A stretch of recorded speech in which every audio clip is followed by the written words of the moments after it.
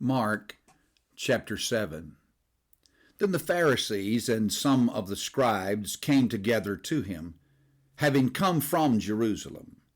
Now when they saw some of his disciples eat bread with defiled, that is, with unwashed hands, they found fault. For the Pharisees and all the Jews do not eat unless they wash their hands in a special way, holding the tradition of the elders. When they come from the marketplace, they do not eat unless they wash. And there are many other things which they have received and hold, like the washing of cups, pitchers, copper vessels, and couches.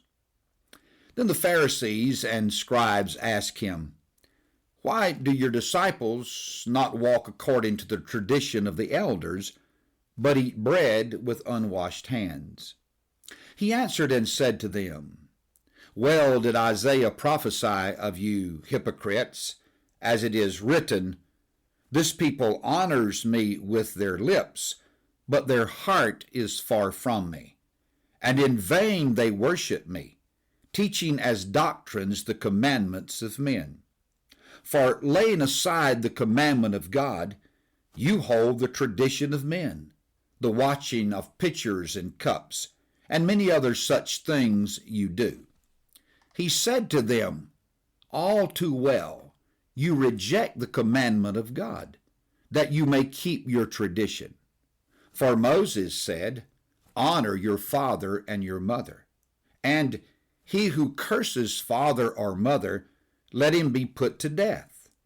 But you say, 'If a man says to his father or mother, whatever profit you might have received from me is Corban, that is, a gift to God, then you no longer let him do anything for his father or his mother, making the word of God of no effect through your tradition which you have handed down, and many such things you do."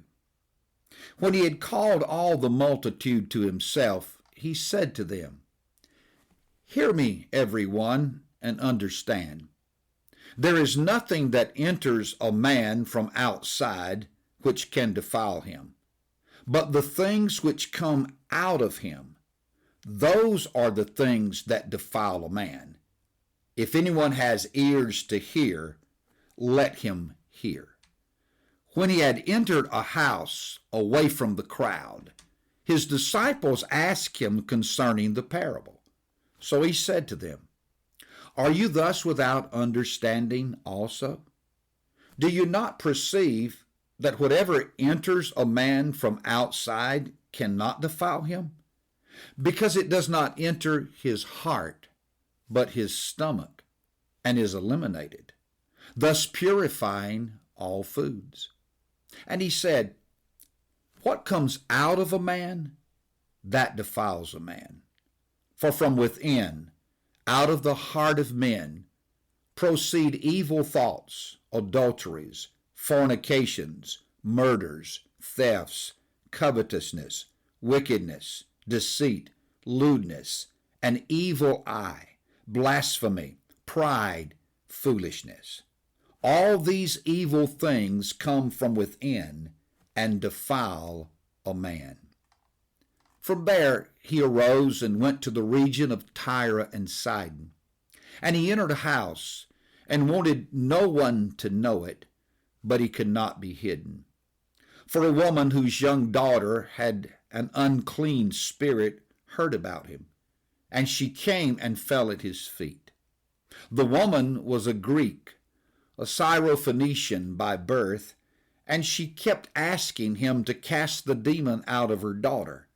But Jesus said to her, "Let the children be filled first, for it is not good to take the children's bread and throw it to the little dogs." And she answered and said to him, "Yes, Lord, yet even the little dogs under the table eat from the children's crumbs." Then he said to her, "For this saying, go your way. The demon has gone out of your daughter." And when she had come to her house, she found the demon gone out and her daughter lying on the bed. Again, departing from the region of Tyre and Sidon, he came through the midst of the region of Decapolis to the Sea of Galilee.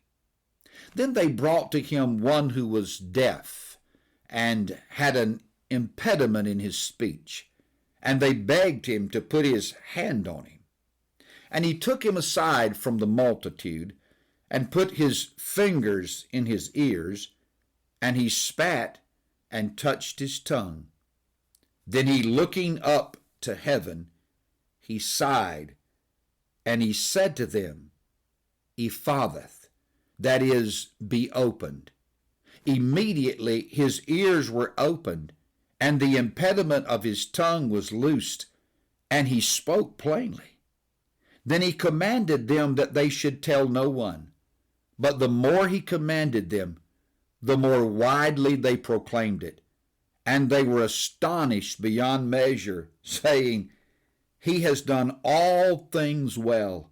He makes both the deaf to hear and the mute to speak.